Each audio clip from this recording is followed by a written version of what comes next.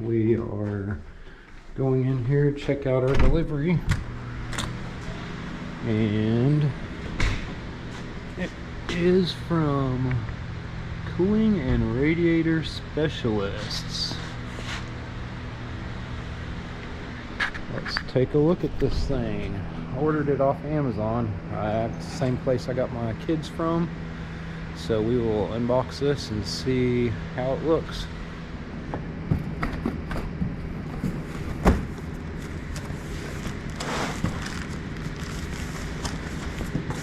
Hey, looks like some good insulation foam. Might use that for some sound deadening. Got like 2 pieces of it. It's pretty dense foam.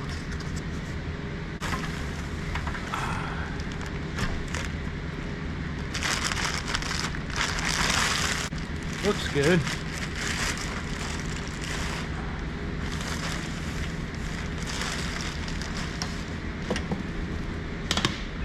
Oh. Alright. This is for the Corvette. Pretty decent welds. Looks like it was TIG welded. Probably by a machine, but that looks good. We got 2 dual fans on the back. We got the vent outlet. We got our transmission lines. I need to find some adapters for that. Alright guys, it looks pretty good. I got some work to do before this thing goes in. These are mounting brackets for it right there. It sets in there. It's supposed to be a hole in here. Somebody has cut that off. And the top mounting brackets are gone. So we're gonna have to make something to make these work, which really shouldn't be too bad. We will just compare where it sets and fab some up.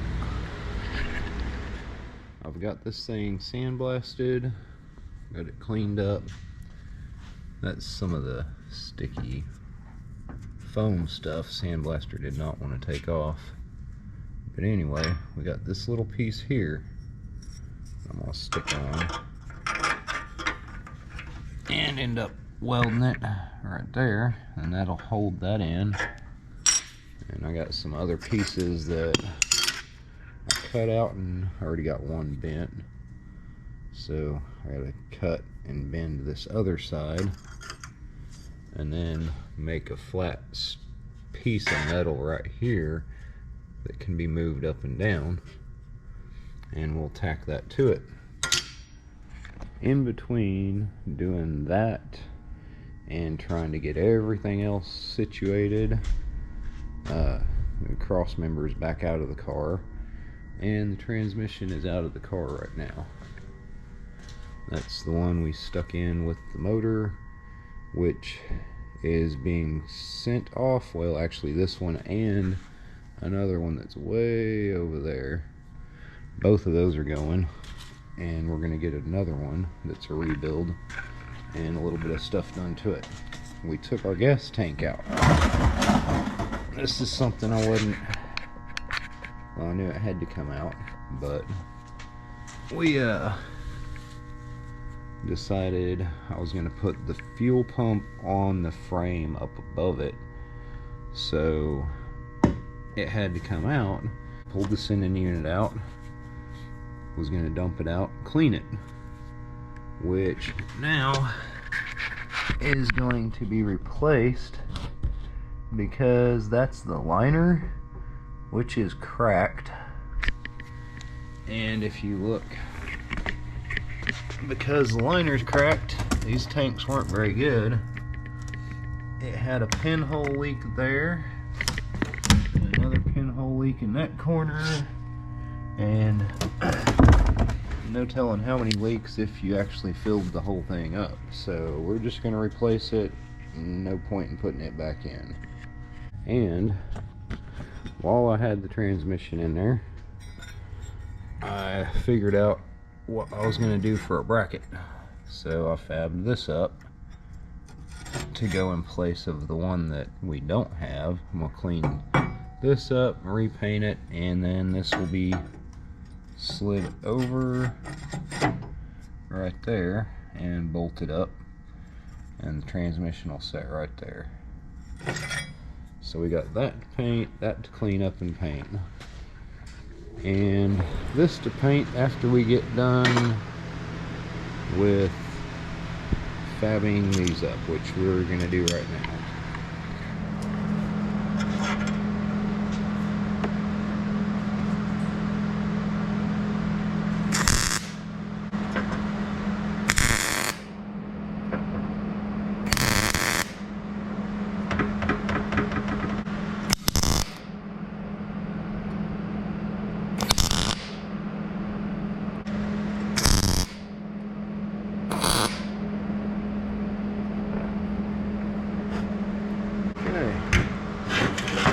That one.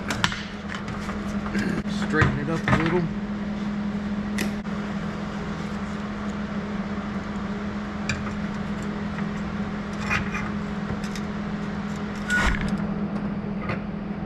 A little bit more tack on each corner right there where it was cut out.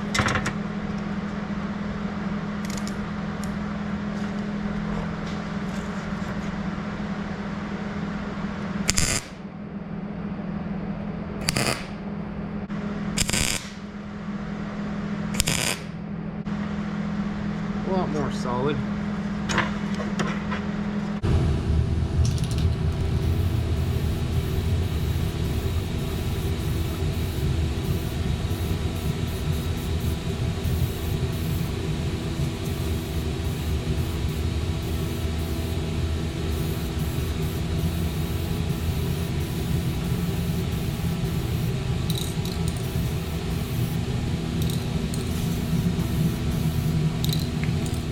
And painted it again.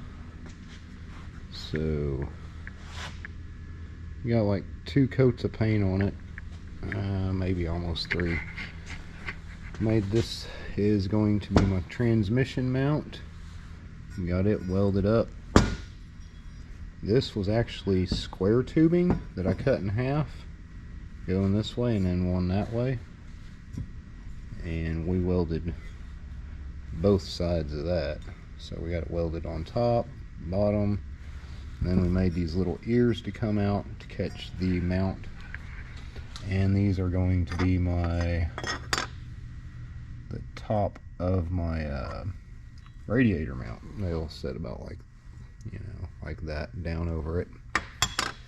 And I have the Corvette moved over, and we got this radiator installed. I don't have hoses hooked up yet, but the brackets worked.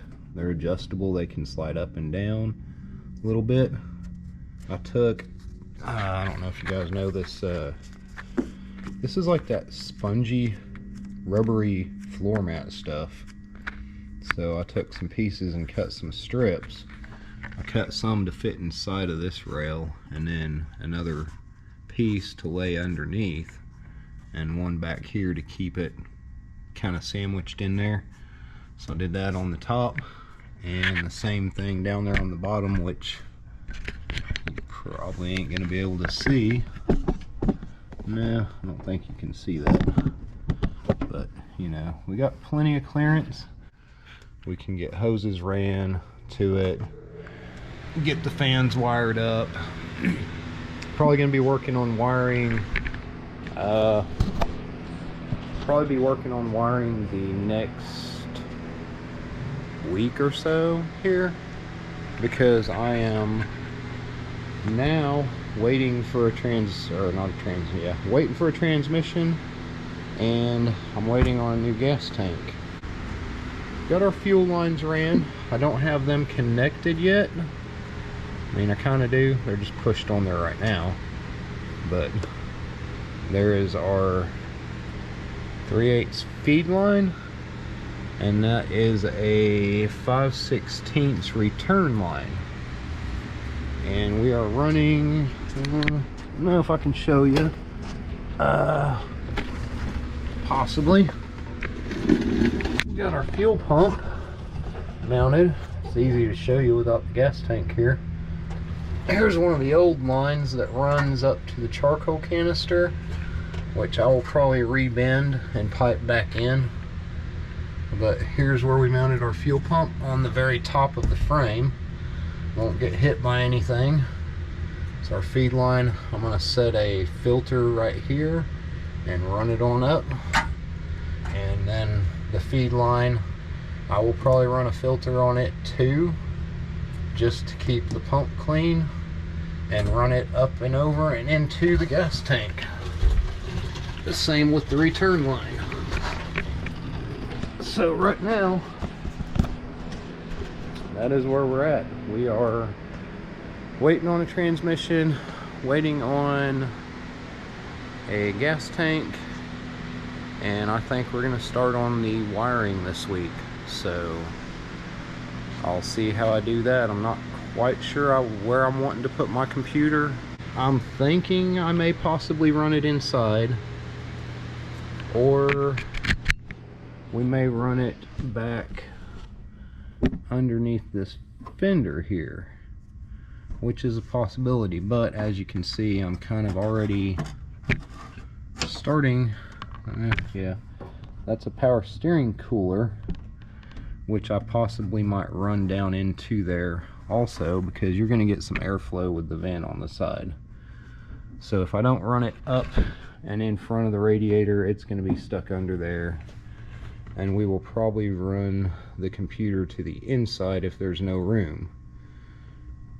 I need to run a overflow tank to this side over here.